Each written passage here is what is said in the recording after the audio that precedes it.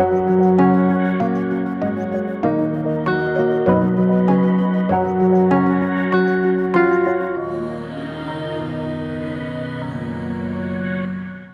ഈ സന്നിധിയിൽ, ദൈവമാതാവിൻ്റെ സന്നിധിയിൽ എനിക്ക് സാക്ഷ്യം പറയുവാനായി അനുഗ്രഹം തന്ന അമ്മ മാതാവിനും തിരുകുമാരനും 1000 നന്ദി.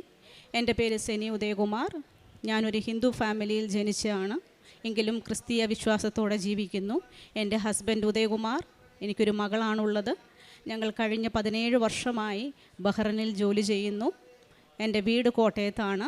ഞങ്ങളിവിടെ വരുവാനുണ്ടായ സാഹചര്യം എന്ന് പറയുന്നത്, ഞാൻ ജോലി ചെയ്യുന്നത് ബഹ്റൈനിലൊരു ഹോസ്പിറ്റൽ, ഡെൻ്റൽ ഹോസ്പിറ്റൽ HR മാനേജറായിട്ടാണ്. എൻ്റെ ഹസ്ബൻഡ് അവിടെ ഒരു ബിൽഡിംഗ് മെറ്റീരിയൽസിൻ്റെ ഷോപ്പ് നടത്തുകയാണ്. കഴിഞ്ഞ 17 വർഷത്തോളമായി ഞങ്ങൾ അവിടെ തന്നെയാണ്. എൻ്റെ മകളെ ഞാൻ കഴിഞ്ഞ 1 വർഷമായി ഇവിടെ നാട്ടിൽ ഒരു ഡിഗ്രി കോഴ്സിന് ചേർത്തിരിക്കുകയാണ്. ഞാനിവിടെ വരാനുണ്ടായ സാഹചര്യം എന്ന് പറയുന്നത്, എല്ലാവരെ പോലെയും ഞാനും അടിച്ചുപൊളി ജീവിതവുമായി നടന്ന ഒരു വ്യക്തിയാണ്. അതിന് മെയിൻ കാരണം, സാമ്പത്തിക ബുദ്ധിമുട്ടുകളോ ഒന്നുമില്ലാത്ത ഒരു കുടുംബത്തിൽ ജനിച്ചു. മാതാപിതാക്കൾക്ക് വലിയ സാമ്പത്തിക പ്രശ്നങ്ങളൊന്നുമില്ലായിരുന്നു. കല്യാണം കഴിച്ച വീട്ടിലും അതേപോലെ തന്നെ സാമ്പത്തിക ബുദ്ധിമുട്ടുകളൊന്നുമില്ലായിരുന്നു. അതിനാൽ പ്രാർത്ഥന എന്ന് പറയുന്നത് എനിക്ക് തീരെ കുറവായിരുന്നു. ഞാൻ പ്രാർത്ഥിക്കാറില്ലായിരുന്നു. ഞാനെപ്പോഴും യൂട്യൂബിൽ ഹിന്ദി പാട്ടുകളും മൂവികളും കണ്ടുകൊണ്ട് അടിച്ച് ജീവിച്ച ഒരു വ്യക്തിയാണ്. അങ്ങനെ ജീവിക്കുമ്പോൾ എനിക്കറിഞ്ഞുകൂടായിരുന്നു എൻ്റെ ലൈഫിൻ്റെ ഗ്രാഫ് മാറി മറിയുമെന്നുള്ളത്. ഞാൻ ഉയർന്ന ഗ്രാഫിൽ നിന്നൊരു വ്യക്തിയാണ്. അവിടെ നിന്ന് പെട്ടെന്ന് എൻ്റെ ഗ്രാഫ് താഴേക്ക് വീഴാൻ തുടങ്ങി. 2020 കൊറോണ സംഭവിക്കുന്ന വർഷം മുതലാണ് എനിക്ക് ഓരോ ബുദ്ധിമുട്ടുകൾ തുടങ്ങിയത്. 2020 ഞാൻ നാട്ടിലൊരു വീട് മേടിക്കുകയായിരുന്നു.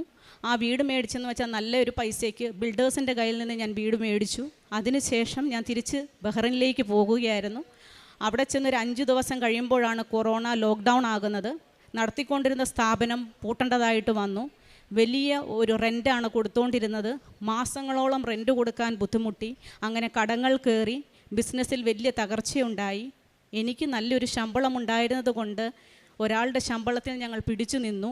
അപ്പോഴും പ്രാർത്ഥനയ്ക്ക് പ്രാധാന്യം കൊടുത്തിരുന്നില്ല. 2020 അങ്ങനെ ഇരിക്കുമ്പോൾ ഹസ്ബൻഡിൻ്റെ അച്ഛൻ മരിക്കുന്നു, അറ്റാക്കായി. അതിനുശേഷം പെതുക്കെ എനിക്ക് തോന്നിക്ക് എൻ്റെ പ്രാർത്ഥനയുടെ കുറവ് കൊണ്ടായിരിക്കാം ഇതൊക്കെ സംഭവിച്ചിരിക്കുന്നത്. അങ്ങനെ ഞാൻ ഹിന്ദു വിശ്വാസത്തിൽ പ്രാർത്ഥന തുടങ്ങി. എനിക്ക് ഹിന്ദു പ്രാർത്ഥനകൾ അധികം അറിയില്ലായിരുന്നു. കാരണം ഞാൻ പുറത്ത് ജീവിച്ച് ജനിച്ചു വളർന്ന വ്യക്തിയാണ്. ക്രിസ്തീയ ഭക്തിഗാനത്തോടായിരുന്നു എന്നും ആരാധനയും, കേൾക്കുമ്പോൾ വളരെ സന്തോഷമുണ്ടാകുന്നതും. അങ്ങനെ ഞാൻ ഹിന്ദു പ്രാർത്ഥനയിൽ തുടങ്ങി കുറച്ച് കഴിയുമ്പോൾ 2022 എൻ്റെ ഫാദർ, എൻ്റെ വലം കൈയായിരുന്ന എൻ്റെ പപ്പ ഇതുപോലെ അറ്റാക്കായി മരിക്കുന്നു. അതും എൻ്റെ രണ്ടാമത്തെ തിരിച്ചടിയായി. ഈ കൊറോണ കാലഘട്ടത്തിൽ എൻ്റെ ബ്രദർ തിരുവനന്തപുരത്ത് ടെക്നോ പാർക്കിൽ സ്വന്തമായി ഒരു IT ബിസിനസ് നടത്തുന്ന ആളുകളായിരുന്നു. ഭർത്താവും ഭാര്യയും IT ബിസിനസ്. അവർക്കും വലിയൊരു തകർച്ചയുണ്ടായി. ആ തകർച്ചയിൽ നിന്ന് കരകയറാൻ അവർക്കും എനിക്കോ കഴിയാൻ പറ്റാത്ത വിധം ഞങ്ങൾ ബാധ്യതയിലായി. നാട്ടിലുണ്ടായിരുന്ന അക്കൗണ്ടിൽ നിന്നുണ്ടായിരുന്ന പൈസകളെല്ലാം ഞങ്ങൾ അവിടേക്ക് വലിച്ചു. അങ്ങനെ ഇരിക്കുമ്പോൾ 2023 എൻ്റെ ഹോസ്പിറ്റൽ, ഞാനൊരു HR മാനേജർ എന്ന ലെവലിൽ ജീവിക്കുന്നത് കൊണ്ട് എല്ലാ ലീഡിങ് പൊസിഷനും ചെയ്ത് ജീവിക്കണമായിരുന്നു. 2023 എൻ്റെ ഹോസ്പിറ്റലിൻ്റെ ഒരു ഗവൺമെൻറ് അക്രഡിറ്റേഷൻ എന്ന വർക്കിനു വേണ്ടി ഞാൻ ഹാർഡ് വർക്ക് ചെയ്തു തുടങ്ങി. അതിൽ വൻ വിജയം ഉണ്ടാക്കുക എന്നുള്ളത് എൻ്റെ ഒരു മോട്ടിവേഷനായിരുന്നു. കാരണം ഞാനത് ചെയ്തു കൊടുത്തില്ല എന്നുണ്ടെങ്കിൽ സ്ഥാപനത്തിന് വലിയ തകർച്ചയുണ്ടാകും. അങ്ങനെ ഞാൻ 2023 അതിനുവേണ്ടി 8 മാസത്തോളം ഹാർഡ് വർക്ക് ചെയ്തു.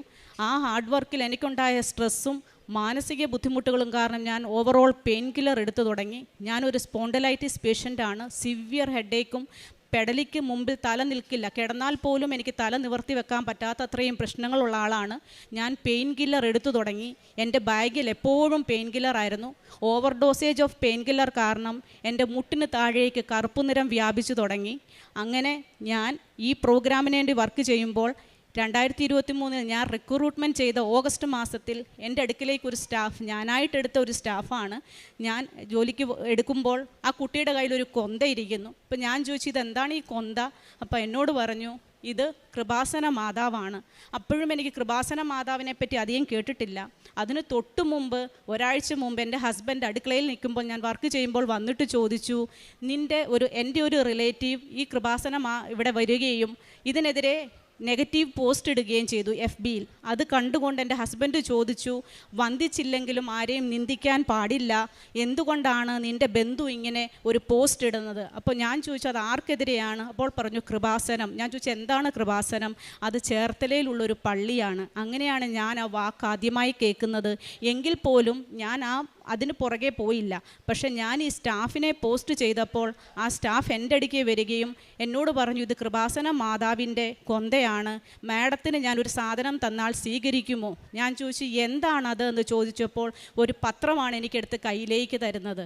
അന്ന് ആ പത്രം മേടിക്കുമ്പോഴും അതിനെന്ത് പ്രാധാന്യമുണ്ടെന്നറിയാതെ ഞാനത് കൊണ്ട് എൻ്റെ ദൈവങ്ങളുടെ അടുക്ക കൊണ്ടുവച്ചു. അത്രമാത്രം ഒരു ബോധം ഉണ്ടായിരുന്നു അത് അവിടെ വെക്കാവൂ എന്നുള്ളത്. അവിടെ വെച്ചു വായിക്കാതെ. അതിനുശേഷം യാദൃശ്ചികമായി യൂട്യൂബിൽ ഇങ്ങനെ അടിച്ചു പൊളിച്ച് നടന്ന എനിക്ക് ഇവിടുത്തെ അച്ഛൻ്റെ ഒരു പ്രസംഗം കേൾക്കാനിടയായി. എനിക്ക് തന്നെ അത്ഭുതമാണ്. ഞാൻ യൂട്യൂബ് തുറന്നാൽ ഒരിക്കലും ഇങ്ങനെയുള്ള കാര്യങ്ങൾ കാണാത്ത ഞാൻ എങ്ങനെ ഇത് കണ്ടു എന്നുള്ളത്. അച്ഛൻ്റെ പ്രസംഗം കേട്ട പുറകെ ഞാൻ സാക്ഷ്യങ്ങൾ കേൾക്കാൻ തുടങ്ങി.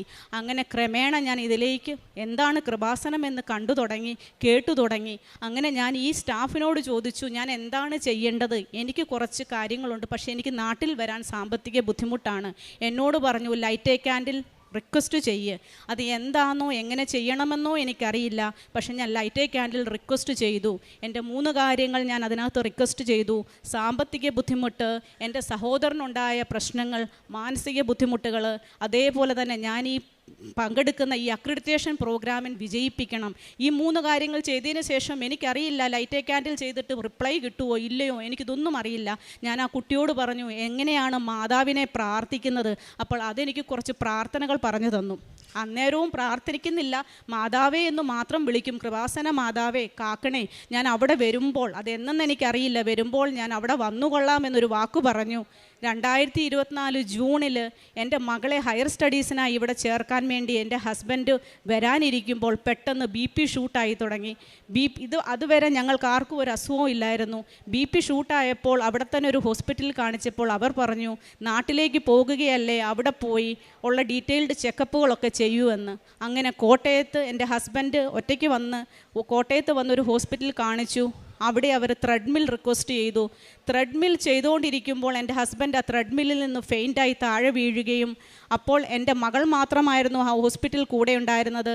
അവിടുന്ന് ഡോക്ടർ എനിക്ക് ഫോൺ ചെയ്യുകയാണ്. എന്നോട് പറഞ്ഞു ഭാര്യ എവിടെയാണോ അല്ല നിങ്ങൾ എവിടെയാണോ ജോലി ചെയ്യുന്നു ഒന്നും കേൾക്കാതെ പുള്ളി എന്നോട് പറഞ്ഞത് നിങ്ങളുടെ ഹസ്ബൻഡിൻ്റെ കണ്ടീഷൻ ക്രിട്ടിക്കലാണ്, പുള്ളിയെ CCUലേക്ക് ഷിഫ്റ്റ് ചെയ്തു, പേസ് മേക്കർ വെക്കണം, എത്രയും പെട്ടെന്ന് പേസ് മേക്കർ വെക്കാം, ഞങ്ങൾക്കതിനുള്ള സംവിധാനങ്ങൾ ഇവിടെ ഉണ്ട്. അപ്പോൾ ഞാൻ പറഞ്ഞു ഡോക്ടർ വെയിറ്റ് ചെയ്യ്, ഞാൻ ബഹ്റിനിലാണ്, ഞാൻ വരട്ടെ, വന്നതിന് ശേഷം പേസ് മേക്കർ വെക്കാവൂ. അപ്പോഴത്തേക്ക് ഡോക്ടർ പറഞ്ഞു നിങ്ങൾ പേടിക്കണ്ട, വന്നോളൂ.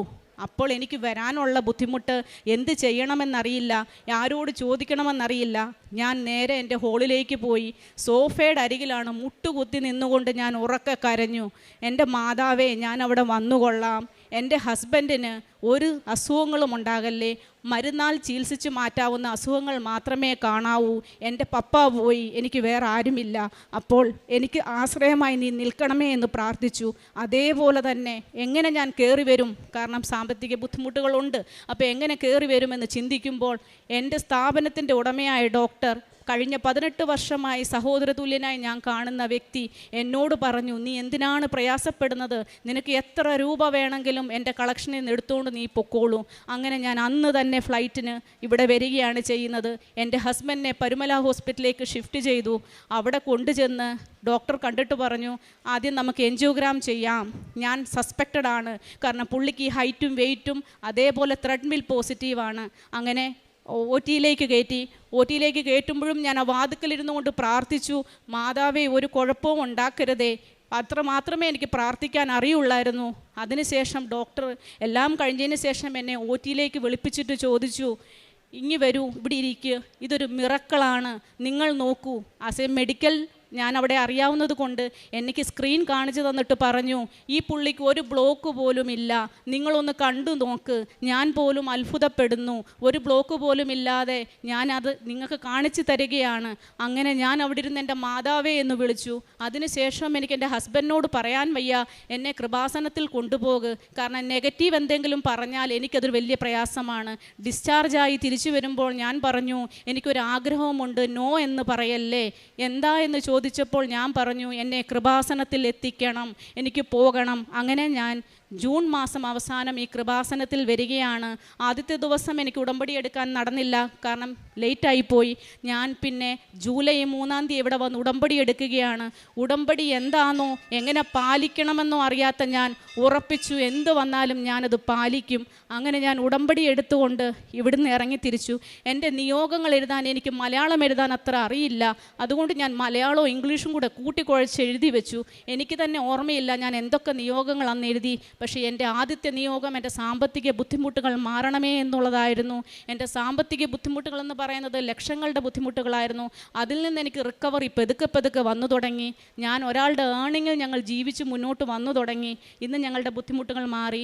ഇവിടുന്ന് തിരിച്ചു പോകുമ്പോൾ ഞാൻ കൊണ്ടുപോയ പത്രം എൻ്റെ മാതാവിനോടോ എൻ്റെ ഹസ്ബൻഡ് അമ്മയോടോ ഞാൻ പറഞ്ഞില്ല ഞാൻ കൃപാസനത്തിലാണ് പോകുന്നത്, കാരണം എന്തെങ്കിലും നെഗറ്റീവ് പറയുമല്ലോ എന്ന് വിചാരിച്ച്.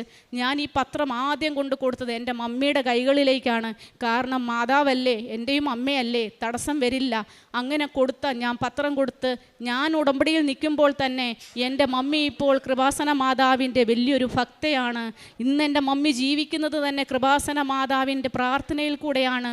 രാവിലെ ജപമാല കേട്ടില്ലെങ്കിൽ എൻ്റെ മമ്മിക്ക് വെപ്രാളമാണ്. യൂട്യൂബോ ഒന്നും മമ്മിയുടെ ഒരു പ്രശ്നമല്ല. 75 വയസ്സായി ഒറ്റപ്പെട്ട് ജീവിക്കുന്ന എൻ്റെ മാതാവിൻ്റെ ധൈര്യമാണെന്ന് കൃപാസന മാതാവ്.